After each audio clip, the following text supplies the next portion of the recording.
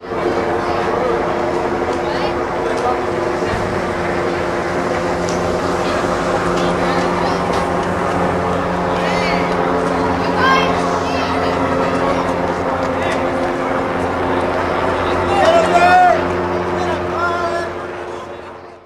understand today, you often have to look at yesterday. So to grasp the challenges that contemporary policing faces, we need to explore a brief history of law enforcement in the United States. It's a story of a country continuing to struggle with the role of the police in a democracy. On the one hand, we all want a professional police force with highly trained officers who will hurry to our door in emergencies. Whether the problem is crime or a catastrophe such as a tornado or flood, most people heave a sigh of relief when a police officer appears. But we are also a nation founded by rugged individualists who were suspicious of government power. Our founding fathers feared creation of a national police force. Their devotion to individual freedom above all else meant that they wanted police under local scrutiny and local control. So our goal here is to look at how these conflicting attitudes toward police have produced the uniquely American system of policing we see around us. Along the way, we will return to some critical questions. What is the appropriate role of police in a democracy? What are the community's rights and responsibilities in promoting public safety? What kind of policing do we want and need in our post-9/11 world? Is it the friendly police officer in the Norman Rockwell painting, the one giving the lost child an ice cream cone? Or is it the SWAT team RoboCop? Or is it both? To understand what it was like before passage of the Harrison Act, consider that the American Hay Fever Association once officially recommended smoking marijuana to ease asthma. Inventor Thomas Edison, who was famous for sleeping only 4 hours a night, spent his days drinking coca-laced wine. No wonder he slept so little. Coca-Cola's famous recipe initially included the secret ingredient cocaine, still enshrined in its name. When times get tough, they always get toughest for the police, who routinely find their budget shrinking as their workload climbs. The police can also find themselves caught in the middle. This era saw the rise of the union movement. Millions of workers banded together to demand better wages and safer working conditions, often putting their lives on the line in the process. Meatpackers in Chicago, garment workers on the eastern seaboard. The coal mining companies typically hired private security firms to threaten and assault striking workers. 14 miners were killed in a clash with coal companies in Ludlow, Colorado in 1914. 12 were killed in the famous confrontation in Matewan, West Virginia in 1920.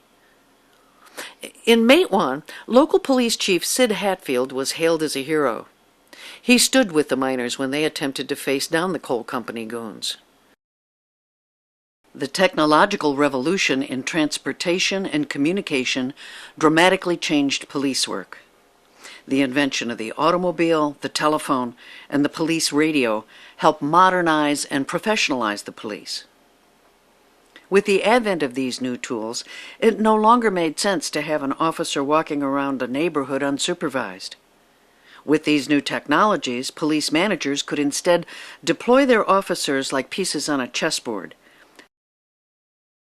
Police work continued its transformation from being a bare-knuckles blue-collar job to one that required education and sophistication. The increasing focus on technology and management continued throughout World War II. Returning servicemen benefited from going to college under the GI Bill, and many of these new graduates found a home in police agencies that valued both their military background and their education. Concerns about violent crime played out against the emergence of the civil rights movement. In 1954, the U.S. Supreme Court issued Brown v. the Board of Education, which struck down the concept of separate but equal education for blacks and whites. In the fall of that same year, Governor Orville Faubus tried to block 9 black youngsters from attending local school in Little Rock, Arkansas. When local police were either unable or unwilling to help, President Eisenhower ordered federal troops and the National Guard to guarantee their safety. In Newark, New Jersey, and Flint, Michigan, police researchers explored reinventing foot patrol as a way to connect police back to the community. The Mott Foundation in Flint invested millions in implementing what was called directed foot patrol in the city of Flint. Michigan State University researcher Bob Trejanowes worked with the Flint Police Department to divide the city into 64 walking beats with 2 officers each. The officers were trained to work with residents on the problems that the people cared about. Decentralizing and personalizing police allows opportunities for people and their police to learn to trust each other. Police departments began to explore ways to move away from a command-and-control, top-down, hierarchical model to one that promoted collaboration and consensus. But community policing also sparked controversy. Some criticized it as a nostalgic longing for a safer past that never really existed. Others viewed it as soft on crime. Community policing officers stationed in beats were often called lollicops, the love police. Fellow officers running from call to call resented hearing residents call community officers their heroes.